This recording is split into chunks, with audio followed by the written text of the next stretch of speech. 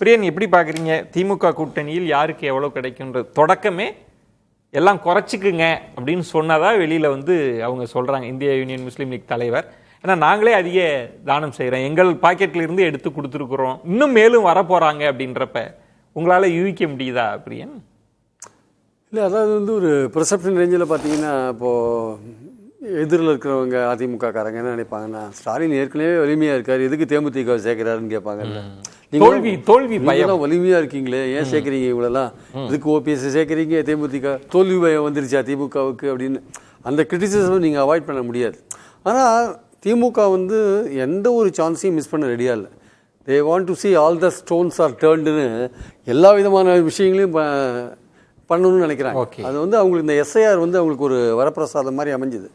Booth by booth அல்லது voter by ஓட்டரை போய் பார்க்கறதுக்கான வாய்ப்புகள் அவங்களுக்கு கொடுத்தது. எஸ்ஐஆர் முதல்ல அவங்க தங்களுக்கு எதிரான ஒரு சாதகம் இல்லாத ஒரு விஷயம் நினைச்சாங்க. பட் அதை சாதகமாக பண்ணிட்டாங்க டிஎம்கே. அதுக்கப்புறம் சைலன்ஸ் ஆயிடுச்சு. ஆமாம், அதை சாதகமாக பண்ணிட்டாங்க. அந்த ஓட்டர்ஸை எந்த தெருவில் யார் நம்ம ஓட்டு போடுவான்னு என்ஷூர் பண்ணிட்டாங்க. ஏடிஎம்கே கோட்டை விட்டாங்க, மிக்சர் சாப்பிட்டுருந்தாங்க ஏடிஎம்கே. இவங்க கரெக்டாக பண்ணிட்டாங்க அதை க்ளீனாக. அது இன்னும் டெஃபினட்டாக தெரியுது. திமுக அதை ரொம்ப தெளிவாக பண்ணிட்டாங்க. அதனால தான் இப்போ சைலண்ட் ஆகிட்டாங்க. ஏன்னா இங்கே இந்த ஊடுருவல்காரர்கள் அந்த பிரச்சனைலாம் இங்கே கிடையாது சார். இங்கே அது வெஸ்ட் பெங்காலில் கணத்தில் வச்சு மோடியும் அமித்ஷாவும் அதை கொண்டாந்தாங்க. திருவண்ணாமலை அடிக்கிறதுக்காக தான் இதெல்லாம் அந்த எஸ்ஐஆர்லாம் கொண்டது. இப்போ அவங்க லட்சியமே வேறு. பிரியன், நீங்கள் சொன்ன மாதிரி எஸ்ஐஆர் அது இப்போ ரொம்ப வருஷத்துக்கு பிறகு வந்திருக்கு, டேட்டா கூட இவங்களுக்கெல்லாம் இருக்கலாம். ஆனால் டேபிளில் பேசுகிறப்ப ஒவ்வொரு கட்சிக்கும் ஒரு அழுத்தம் இருக்கும், எதிர்பார்ப்புகள் இருக்கும். அவங்க நிர்வாகிகள் நாங்கள் போட்டியிடணுன்ற இடத்துல எல்லாம் ஒவ்வொருத்தரும் அதிகமாக தானே ரெட்டை இலக்கத்தில் கொடுங்க, 20 கொடுங்கன்னு கேட்குறப்ப எப்படி சரி கட்டு? இந்த எலெக்ஷன்லேயே கேட்குறாங்க ரெட்டையில கூடுதலுக்கு இந்த எலெக்ஷன்லேயே கூடுதல் இடங்கள் கேட்குறாங்க. எல்லா எலெக்ஷன்லையும் கூடுதல் இடங்கள் கேட்குறாங்கல்ல. அது 3 எலெக்ஷனில் ஸ்டாலின் மேனேஜ்மெண்ட் தான் வந்திருக்காரு. ஒவ்வொரு எலெக்ஷன் கூடுதல் கேட்க தானே சார் செய்வாங்க. அதுல இப்ப தேமுதிக நமக்கு தெரியல என்ன நம்பர்னு. தேமுதிக இவங்களுக்கு இப்ப கடந்த முறை நம்மளே பேசியிருக்கோம், 21ல ஒரு நல்ல ஃபார்முலா கடைபிடிச்சாங்க. மற்ற எல்லாருக்கும் 6, யாருக்கும் உறுத்தாம இருக்கிற மாதிரி 6 கொடுத்துட்றேன், காங்கிரஸுக்கு 1 கொடுத்துட்றேன், மீதி உங்களுக்கு 2-2ன்றப்ப யாருக்கும் எந்த பிரச்சனையும் இல்லை. இப்ப கொடுக்கறதுல நீங்க கொஞ்சம் கூட ஏத்தி இப்படி இறக்கி கொடுக்குற மாதிரி இருக்கும் போல இருக்கே, அது பிரச்சனையை உண்டு பண்ணாதா? இன்னைக்கு ஒரு ஐயுஎம்எல் வெளியில் அவர் சொல்லும்போது இது மாதிரி கொஞ்சம் குறைச்சிக்க சொல்கிறாங்க, புது கட்சிகள்லாம் வந்திருக்கு அப்படின்னு சொன்னார். அவருக்கு குறைச்சிக்க சொல்கிறதுக்கு தேர் இஸ் அ ரீசன்.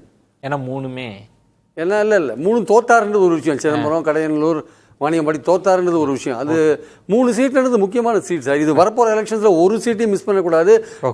கூட்டணி கட்சிகளுக்கு கொடுக்குற ஒவ்வொரு சீட்லையும் வின் பண்ணணும்னு தான் ஸ்டாலின் நினைக்கிறார். ஏன்னா அது ஏடிஎம்கே டார்கெட் பண்ணுவாங்க அந்த இடத்த. அதனால் அதை வின் பண்ணணும். இவங்க வின் பண்ணுறாங்களோ இல்லையோ, கூட்டணி கட்சிகள் இடத்த முதல்ல வின் பண்ணணும் தான், அப்படி தான் போவாங்க ஆக்சுவலாக. அதுதான் காங்கிரஸ் அதை உணரணும் முதல்ல. அது அடுத்த நான் சொல்கிறேன் உங்களுக்கு.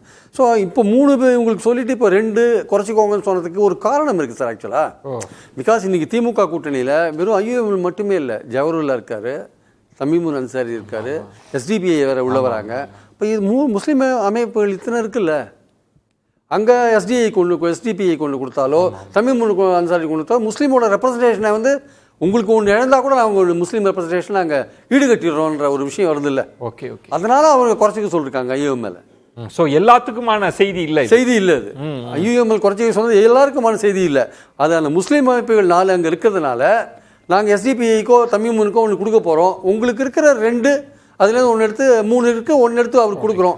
உங்கள் முஸ்லீம் அமைப்புகளுக்கு தான் கொடுக்குறோம் நாங்கள். நீங்கள் அதை பற்றி இது பண்ணாதீங்க, பெருசாக பண்ணாதீங்க. இவருக்கும் ஜவஹர்லாவுக்கும் 2 கொடுத்துருக்காங்க.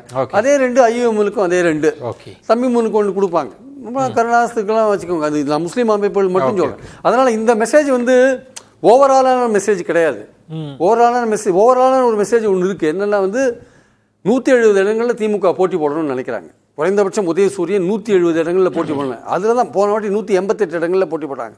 அதில் தான் கொஞ்சம் அட்ஜஸ்ட் பண்ணி கொஞ்சம் முன்ன பின்ன 18 இடங்களை ஸ்பேர் பண்ணணும்னு நினைக்கிறாங்க. அந்த 18 இடங்களை எப்படி ஸ்பேர் பண்ண போகிறாங்கன்றது தான் முக்கியமான விஷயம் இதில் ஆக்சுவலாக. ஸோ தங்கள் கையிலிருந்து 18 இடங்கள். அது என்னுடைய கணக்கு என்னன்னா, நான் போட்டு வச்சிருக்கிற கணக்கு, அது நான் பேசின கணக்கு. தேமுதிக கூட என்னோட கணக்கில் தேமுதிகவுக்கு நம்பர்ஸ் குறையுது ஆக்சுவலாக. 6+2 எல்லாருக்கும் 4 பேருக்கு 6+2 சிபிஐ, சிபிஎம், விடுதலை சிறுத்தைகள், மதிமுக 6+2. அது அவங்களுக்கு 8 இடங்கள் எக்ஸ்ட்ரா ஆக போகிறது. அப்புறம் தேமுதிகவுக்கு ஒரு 8, 16. காங்கிரஸுக்கு ஒரு 2 எக்ஸ்ட்ரா 27. ஸோ அப்படி பார்த்தீங்கன்னா ஒரு 18 இடங்கள் 388ல் 18 போச்சுன்னா கிட்டத்தட்ட 170 இடங்களில் திமுக உதயசூரியனில் திமுக ஆட்கள் ஒரு 164 இடத்துல நிற்பாங்க. ஒரு 6-7 இடம் வந்து உதயசூரியன் சின்னத்தில் கூட்டணி கட்சிகள் அன்சாரி, தமிழ் அன்சாரி, கருணாசு யாராவது ஒருத்தர் கொடுக்கலாம், தனி அரசு யாருக்காவது கொடுக்கலாம். அந்த மாதிரியான ஒரு இதில் தான் அவங்க முயற்சி பண்ணிட்டு இருக்காங்க. நீங்க சொன்ன கணக்குன்றது கிட்டத்தட்ட 21 கொஞ்சம் எக்ஸ்டெண்டட் வெர்ஷன் மாதிரி, யாருக்கும் உறுத்தாத விஷயங்கள். ஆனா அந்த இடத்துல தேமுதிகவோட டிமாண்ட் எதுவும் மாத்தி இருக்குமா நமக்கு இன்னும் தெரியல. இல்ல, தேமுதிகவுக்கு வந்து அசம்பிளியை விட they are very much bothered about Rajya Sabha. Okay, Rajya Sabha கொடுத்துட்டு இது கொண்டு வர அதுதான் ராஜ்யசபா.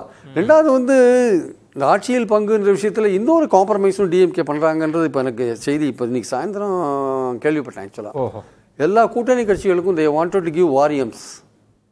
வாரியம் இருக்குல்ல, இந்த சேர்மன், அது நிறைய போர்ட்ஸ் இருக்கே சார், தமிழ்நாட்டில் ஏகப்பட்ட போர்டு இருக்கு. 21 திமுக வந்த பிறகு நிறைய வாரியங்கள் போடாமே வச்சிருந்தாங்க. ஏன்னா கூட்டணி கட்சிகளோட தொந்தரவு மட்டும் தான் கொடுத்தாங்க. ஆக்சுவலா பெருசா போடல. கூட்டணி கட்சிகள் கேட்கறாங்கன்ற ஒரே காரணத்தால போடாம இருந்தாங்க. ஆனா இந்த வாட்டி அதை ரிலீஸ் பண்ணிருக்காங்க. ஆட்சியில் பங்குன்ற வாரியம் கொடுக்கறதா ஒரு அந்த ஊருக்கு லிபரலைஸ் பண்ற மாதிரி ஒரு விஷயத்தை நான் கேள்விப்பட்டேன். அந்த ஐடியால உங்களுக்கு இருக்கு போல இருக்கு ஆக்சுவலா. ஸோ அந்த மாதிரி ஒரு விஷயத்தை வச்சு காம்பன்சேட் பண்றாங்க. அதனால இந்த கூட்டணி பங்கீடு இப்போ காங்கிரஸுக்கு வந்து 27 தானா, 25 27 தானா, அவங்க 35 கேட்கறாங்களே, 40 கேட்கறாங்களே, இல்லை இது அநியாயமா இருக்க ரொம்ப அப்படின்னு நீங்க சொன்னீங்கன்னா, ஆமாங்க இது அநியாயம் தாங்க, இதை ஏத்துண்டா இருங்க இல்லாட்டி கிளம்புங்க அப்படின்ற லெவலில் தான் திமுக இருக்கு அப்படின்னு ஒரு பேச்சு இருக்கு. ஆனால் அது சொல்றதுக்கு சுலபமா இருக்கும். காங்கிரஸ் அந்த கூட்டணி விட்டு போனா பாஜகவுக்கு பால் பாயசம். இது வேற ஒரு கதை. ஆமா, இது வேற ஒரு கணக்கு. இந்தியா கூட்டணி அவுட். ஓகே, இந்தியா கூட்டணி அவுட் ஆயிடும். திமுக அப்புறம் அதுல இருந்து விலகி வந்துல. எனக்கு ஒன்று, இப்ப ரவீந்திரன் துரைசாமி அவர்கள் இப்ப தேமுதிக பல காலம் திமுகவுக்கு அந்த அனுபவமே இருக்கு, பேச்சுவார்த்தை எல்லாம் நடத்தி வராத தன்மை, சான்ஸ் எடுக்க வேண்டாம்னு கொண்டு வந்தவங்க ஏன் காங்கிரஸுக்கு மட்டும் இதுதான் லிமிட், இதுக்கப்புறம் போனா போங்கன்ற இடத்துக்கு வந்துட்டாங்களா? அது எப்படி? ஏன்னா அங்கேயும் சான்ஸ் எடுக்காம இருக்கிறதுக்கு அவங்க அவ்வளவு பேசிட்டாங்க சார் இந்த 20 நாள்ல. திருப்பி அடிப்போம்லாம் பேசுறீங்க நீங்க, எங்களால தான் கவர்மெண்ட்டுக்கு வந்தேன்னு பேசுறீங்க, உங்களை நாங்க முட்டு கொடுக்க வேண்டியதா இருக்கலாம் பேசுறீங்க, நீங்க 5000 ரூபாய் கொடுத்தா வின் பண்ண முடியாதுன்னு பேசுறீங்க. எவ்வளவு பேசிட்டீங்க நீங்க? உங்களை தள்ளுறதுக்கு ரெடியா இல்ல டிஎம்கே, உங்களையும் அரவணைச்சுன்னு போறதுக்கு தான் ரெடியா இருக்காங்க. 27 நிறுத்திக்கோங்க. பின்னாடி வாரியம்லாம் கொடுக்குறோம், ஆட்சியில் பங்கு வாரியம் ஏதாவது கொடுக்குறோம், அது வேற விஷயம். ராஜ்யசபா 28 பி சிதம்பரத்துக்கு முடியுது இல்ல, அப்போ ஒரு ராஜ்யசபா கொடுக்கறதுக்கான வாய்ப்புகள் இருக்கு. அப்போ காங்கிரஸ் போச்சுன்னா என்ன பண்ணுவீங்க? அடுத்த கேள்வி கேட்கலாம். காங்கிரஸ் போச்சுன்னா அந்த கூட்டணி பலவீனமா தெரியும் மக்கள் கண்ணுக்கு. அதுவும் நான் சொல்றேன், அதையும் நான் சொல்றேன். அது சிக்கல் தான், அதுவும் சிக்கல். அந்த காங்கிரஸ்கான டிமாண்ட், காங்கிரஸ் போனா பாஜகவுக்கு பால் பாயசம் சொன்னல, மக்கள் கண்ணுக்கு அந்த கூட்டணி மக்கள் நீங்க இருங்க சார், நீங்க ரியாக்ட் பண்ணாலும்